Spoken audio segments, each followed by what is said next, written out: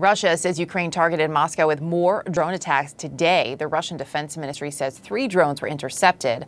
A business and shopping center, though, they say were hit. This is just the latest in a series of attacks by Ukraine. Take a look.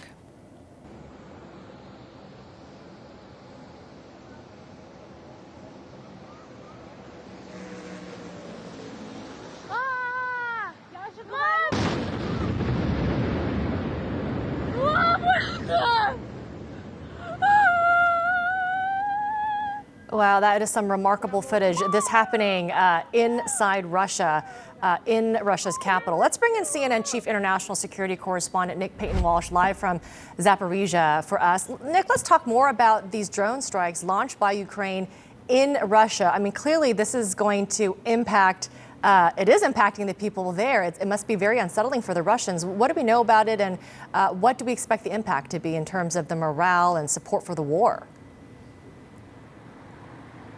Yeah, I mean, increasingly now, Moscow's most prized districts, Moscow City, are kind of a bit of a financial hub where the wealthy would live in glass high-rise buildings. The most prized areas of Moscow increasingly under assault. This is during the second year of a war that many in Russia's government said might just last a matter of days. And these particular attacks, Russia's defense officials are suggesting, were the result of 2 of the drones being jammed and falling down into the buildings you see there, and another one indeed being intercepted. And so this is a sign, I think, of Ukraine, who haven't openly declared responsibility for this, suggesting that they now have the capability to reach deep, far inside Russia, and that perhaps too they are trying to show ordinary Russians that this war is coming home. It's important to point out that ordinary Russians probably know a lot of this because of the sheer volume of Russians who have died so far. But Ukraine's Air Force saying that indeed this is a sign that the quiet, tranquil backwaters of Russia are indeed not so tranquil anymore. Part of the sort of oblique statements we hear from them, where they're not exactly claiming responsibility but making it fairly clear who's behind it. On the top of that too, the toll on ordinary Ukrainian civilians, as it has been nearly every night since this war began, continues to mount. In Sumy, near the Russian border in the north, 20 people injured, 2 dead in a series of Russian strikes on what was said to be an educational establishment, a high-rise dormitories as well. So civilian targets inside Ukraine, as so frequently hit by Russia, unclear if it is deliberate or just poor targeting. Indeed, here in Zaporizhia city, in the last 24 hours, 2 people have lost their lives in a rare strike that's appeared to hit civilian areas here as well. So all of this showing a mounting of tension in civilian areas and targeting there. And too, we've seen a key railway supply bridge for Russia up from Crimea towards Zaporizhia, where I am, being hit, a sign of intensifying parts of Ukraine's counteroffensive here, trying to pressure Russian forces. All right, Nick Paton-Walsh, appreciate your reporting. Thank you very much. Let's get some perspective now on the developments in Ukraine. CNN military analyst Colonel Cedric Leighton joining us now. Good morning to you, Colonel. Let's talk about what we're hearing regarding these apparent drone attacks. Russia says it was launched by Ukraine. If that is indeed true, I mean, this is happening inside Russia's capital in Moscow. How significant would that be if Ukraine now does have the ability to reach deep inside Russia, impacting ordinary Russians?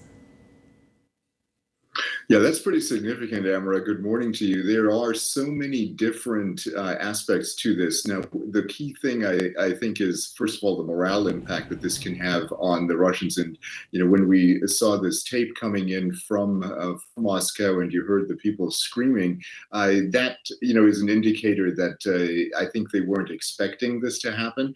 And it also shows how significantly this can affect people psychologically, and especially a civilian population.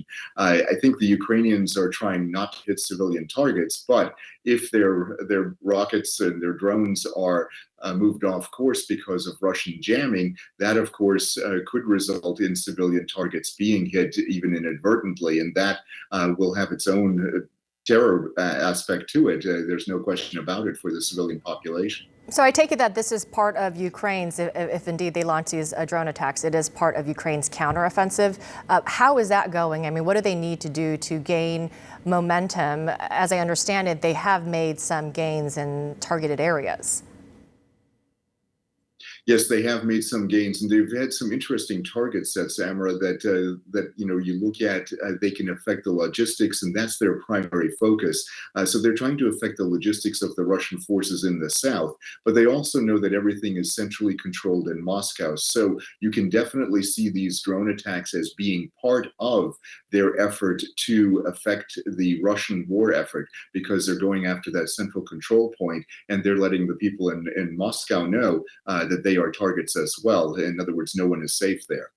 You know, in the meantime, as we talk, we have Russia's Naval Day parade that's underway in St. Petersburg. And of course, as you know, through history, the Navy Day has been a parade to showcase the country's naval might. On that, I mean, how mighty or not has Russia's Navy been, particularly in this war? Well, I think in this war, Amara, you can see that Russia's Navy has had some significant challenges. And we remember at the very beginning of this campaign, you saw the battleship, the flagship of the Black Sea Fleet, the Moskva, being impacted by Ukrainian strikes on it, and it was sunk. So that was the opening salvo, if you will, of Ukraine's naval effort against the Russians. And that very fact made a big difference psychologically. What we're seeing is a complete change in naval warfare because of what the Ukrainians have been able to do with unmanned surface vehicles, in other words, naval drones, and that is going to have a significant impact. What you're seeing with the Russian Navy on display here on Russian Navy is an outmoded Navy that is going to have difficulty facing these 21st century challenges. Yeah, I'm glad you talked about that, because our Alex Marquardt had an exclusive report on these sea drones, Ukrainian-made sea drones that were packed with explosives being used to attack Russia in the Black Sea. So strategically, is this I guess, a pivotal front? Yes, I think it is. I think one of the key things to keep in mind, Amara, about this is that the key element for Ukraine is to keep the Black Sea waters open for export, especially the grain exports. And we've had a lot of talk about the grain deal falling through, the grain deal between Russia, Ukraine, and Turkey to allow Ukrainian grain exports. What the Ukrainians are doing is they're putting the Russians on notice that the Black Sea is not their lake, even though they have a vast naval flotilla there, basically an armada. That naval flotilla is not immune from these drone attacks, and they can at the very least do harassing work against the Russian Navy, and that can have a significant impact on the Black Sea Fleet and really on naval tactics beyond that. And let's look to Belarus now, because as we know, that is where the Wagner mercenaries are currently. Poland's prime minister is saying that more than 100 Wagner Group mercenaries in Belarus have moved closer to the border with Poland. What do you make of this reported movement, and do you share the Polish prime minister's concerns of a spillover into Poland?